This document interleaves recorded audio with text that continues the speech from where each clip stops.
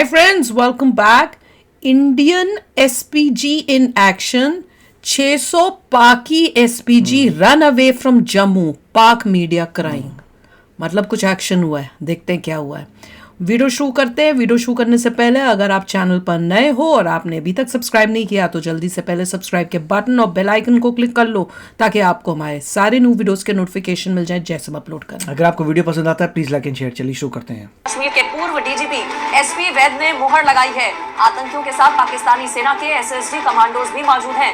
पाकिस्तान के SSD commando आतंकियों की मदद कर रहे हैं. 500 से 600 एसएसडी कमांडोज की संख्या है जो घुसपैठ कर चुके हैं. पर ये है कि इंडिया के पैरा कमांडो बकायदा तौर पर जम्मू में आ चुके हैं. उनकी गवर्नमेंट की तरफ से, उनकी आर्मी की तरफ से भेजा जा चुका है. और इंडियन मीडिया के मुताबिक पाकिस्तान के आईएसआई या पाकिस्तान के जो आर्मी है, मिलिट्री है, वहां से भी कुछ सिविल में जम्मू में या इस तरीके से उस इलाके में पहुंच चुके हैं. यानी कि किया क्या है? सर पे कैप के नीचे क्या पहना हुआ है? 500 से 600 करीब पैरा एसएफ यानी कि पैरा स्पेशल फोर्सेस की डिप्लॉयमेंट वहां पे हो गई और चुपचाप गई पैरा की टीम, पैरा एसएफ की टीम गई, चुपचाप गई वहां पे हिट करा, वापस आ गए. किसी को पता नहीं लगा रातों रात क्या खेल हो गया. This is what they do यार. नहीं तो अल्लाह की रहमत से हमने हमारे से वहाँ पर मुजाहिदीन हमेशा लड़ते रहे और लड़ते रहेंगे और अभी मौजूद है वहाँ पर. हमारे फौजी उनकी मदद भी करते हैं. हम तो बराबर हम कहते हैं कि हमारे वहाँ मुजाहिद बैठे हुए हैं वहाँ पर लड़ने के लिए. भारत ने जो कॉर्ड प्लेटफॉर्म की जो फाइनल जो स्टेटमेंट आई है उसमें पाकिस्तान बेस्ड जो मिलिटेंट ग्रुप्स हैं उनका जिक्र किया है. तुम्हारे उन्होंने जिक्र किया आर्मी के लोगों का जिक्र किया यहाँ पे जिक्र हुआ है इस्लामिक स्टेट का. इंडिया समझता है कि it's necessary to talk about these groups. ऐसी सिचुएशन में आपको मैं भी बोलूं, जाएं जी कश्मीर बना में क्या हुआ है? जंग कर लें या जंग लड़ लें, क्या आप जाना चाहेंगे? आप इस काबल ही नहीं अभी आए कि हम उधर चला जाए. आप बुलाइए CO9 पैरा को, CO4 पैरा को, कहना कि यार ऐसा ही स्टोरी है कि for you the line of control does not exist. आप एलसी के पार जाके एक्शन करो. कहानी खत्म हो गई. आप वहां तो प्रेशर डालोगे ना. पाकिस्तान में सारा का सारा प्रेशर आपने जम्मू में डाल रखा है. मिलिटेंट ऑर्गेनाइजेशंस हैं जो पाकिस्तान में ऑपरेट कर रही हैं, पर्टिकुलरली जमात उद दावा है, लश्कर तैयबा है, ये जो हैं they are point of concern for them. जय हिंद दोस्तों. For कल you. के दिन मैंने एक वीडियो बनाई थी. हम तो तुम्हें उखाड़ वीडियो में देंगे. मैंने ये कहा था कि जम्मू कश्मीर के पूर्व डीआईजी ने कहा कि 600 से ज्यादा 500 से 600 पाकिस्तानी स्पेशल कमांडो आतंकवादी के भेष में बन के जम्मू में घुसपैठ कर रहे हैं या कर चुके हैं. ये पूर्व जम्मू कश्मीर के डीआईजी ने बोला था.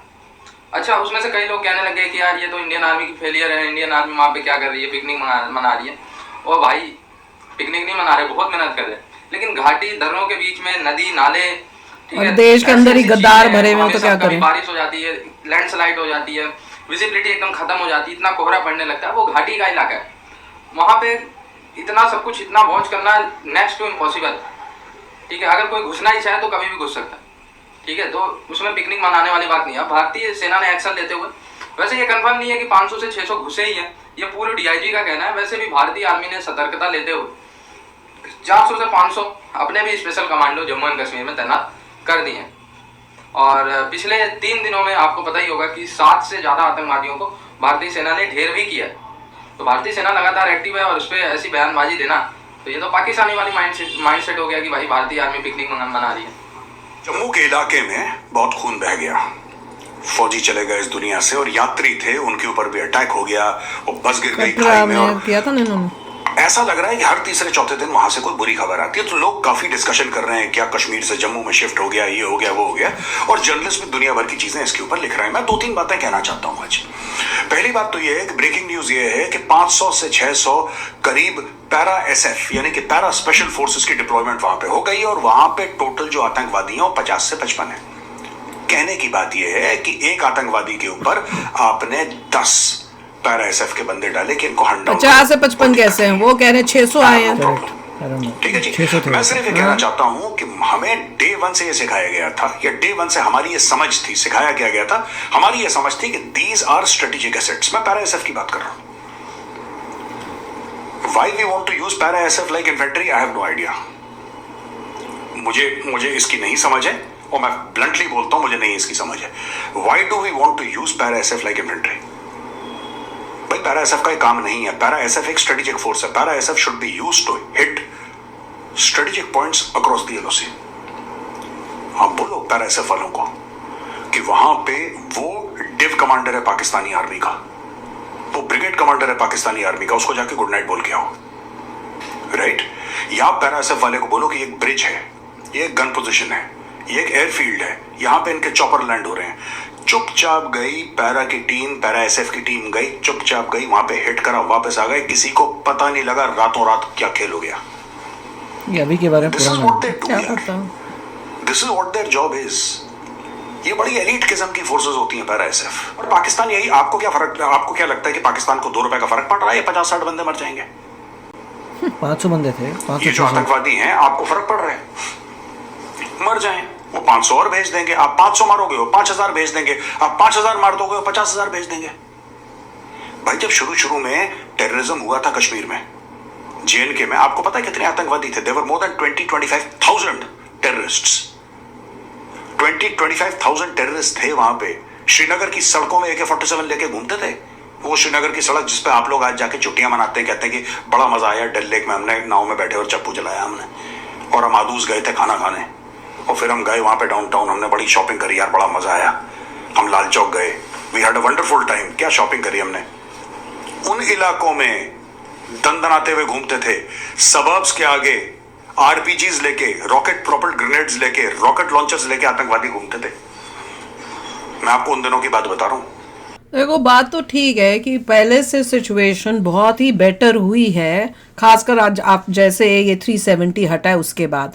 पर दुख की और कंसर्निंग बात ये है कि इतने नंबर में 600 इंफॉर्मेशन ये मिली है कि 600 जो है इनके कमांडोज, पाकिस्तानी कमांडोज, उन्होंने इलीगली एंट्री घुसपैठिया बन के अंदर भारत के घुस चुके हैं। वो बहुत अलार्मिंग है कि इतनी मतलब उनमें हिम्मत और उनके पास वो तरीका था कि कैसे वो घुस के हमारे भारत में आके ये इंफॉर्मेशन लीक हो रही है मिस्टर मिर्जा से, हाँ। जो पीओके में बैठे हुए हैं। यहाँ पे लोगों को बताया तक नहीं गया कि ये हो गया। देखिए रिस्पॉन्सिबिलिटी ये होती है, अगर कहीं पर कुछ आपका बॉर्डर क्रॉस करे लोगों ने टेररिज्म में, तो आप कोई तो स्टेटमेंट दीजिए भी ऐसा इन्फिल्ट्रेशन बहुत सारा हो रहा है मगर हम उसको काउंटर कर रहे हैं। ये न्यूज़ गवर्नमेंट दे सकती थी, मगर उसके बदले आपको एक थर्ड पार्टी मिर्ज़ा पीओके का वो बता रहा है कि आपका इन्फिल्ट्रेशन। उसके बाद मीडिया वॉर चालू हो गई। वहाँ से उसने बताया अब यहाँ पे अपने तरफ से गवर्नमेंट बता रही कि हमने ये कर लिया, पैरा सब भेज दी, ये कर दिया। नहीं, और कोई बड़ी बात नहीं, उन्हें पता चला। अच्छा वो पीओके में जो बैठे उन्हीं के थ्रू उस न्यूज से ही शायद पता हो, ये भी हो सकता है कि उन्हें पहले पता ही ना चला हो। तो ये एक इंटेलिजेंस वाली बात है कि क्या इसमें इंटेलिजेंस फेलियर हुआ था, नहीं हुआ था, आपको पहले से पता था कि नहीं पता? इंटेलिजेंस फेलियर तो है, क्योंकि अगर हम वहां पे उनको खत्म कर देते अंदर घुसने से पहले, तब होता कि यस, अब वो अंदर घुस गए तो इंटेलिजेंस फेलियर था। दूसरा पॉइंट ये है कि अगर आप जो भी टेररिस्ट आए उनको मारते हैं तो और आ जाएंगे। उसका सलूशन वही है जो इजराइल करता है। जब गोलन हाइट्स में हिजबुल्लाह ने लोगों को मारा तो क्या किया इजराइल ने उनके टॉप कमांडर्स को उड़ा दिया। मतलब हिजबुल्लाह के टॉप कमांडर उड़ा दिए, हमास के टॉप कमांडर उड़ा दिए, चाहे वो कहीं पर भी हो, किसी भी कंट्री में हो। मतलब वो लोग क्या करते हैं, वो टॉप कमांडर्स उड़ाते हैं।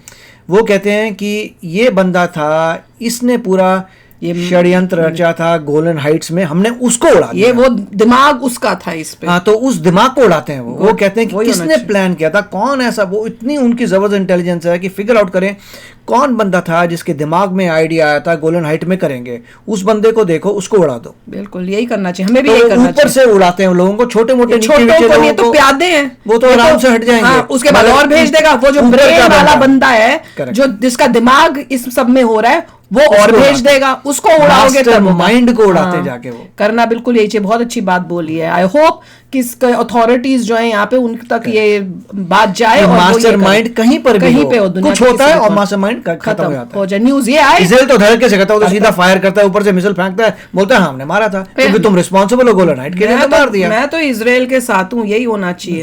ऐसे ही एट दी एंड होना चाहिए ऐसे लोगों का और ऐसी कंट्रीज का।